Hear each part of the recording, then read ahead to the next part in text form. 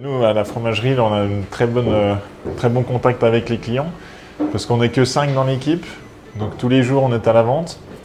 On a vraiment une belle clientèle de proximité. Voilà, les clients viennent nous voir une fois par semaine pour acheter du fromage.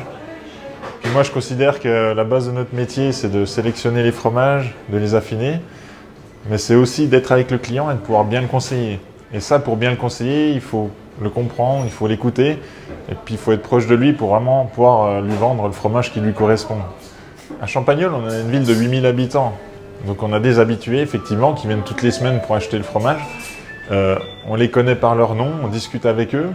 Et puis aussi, on a une clientèle de touristes, des touristes qui ont des maisons de vacances ici. Et on passe du temps à discuter avec eux aussi, des enfants, des petits-enfants. C'est vraiment ce que recherche la clientèle. Elle recherche du fromage, des bons fromages bien affinés, mais elle recherche aussi beaucoup de contacts, beaucoup de contacts humains et puis beaucoup de conseils. Le fait d'être proche de nos clients, d'être tous les jours avec nos clients, et le comté étant un de nos fromages les plus vendus, tous les jours on parle des comtés, tous les jours on parle des différences de fromage dans ce fromage, et les différences par rapport aux affineurs, par rapport aux fruitières, par rapport aux saisons. En fait, c'est notre travail quotidien parce que c'est pas un fromage, c'est plein de fromages au même nom, quoi. Et du coup, c'est pour ça que tous les jours, quand le client rentre dans la boutique, le but c'est de lui expliquer le comté, lui expliquer les différences, effectivement. Les changements du comté, c'est en fonction des saisons. On va avoir des couleurs de pâte qui vont être plus ou moins blanches, plus ou moins jaunes. Après, on a aussi des différences de texture. Hein, les textures vont vraiment évoluer.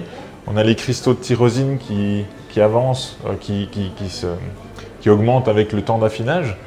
Et puis après, on a aussi les croûtes qui vont être différentes en fonction des affineurs, en fonction des fruitières et en fonction des saisons. C'est tout ça qui fait que quand on est devant le client et puis qu'on propose un comté, le client, on va lui faire goûter, c'est la base. Il faut vraiment lui faire goûter le fromage pour qu'il choisisse celui qui lui correspond. On sent que le fromage, c'est vraiment un emblème du Jura. Le comté, ça fait partie du produit à ramener quand on est passé dans notre secteur.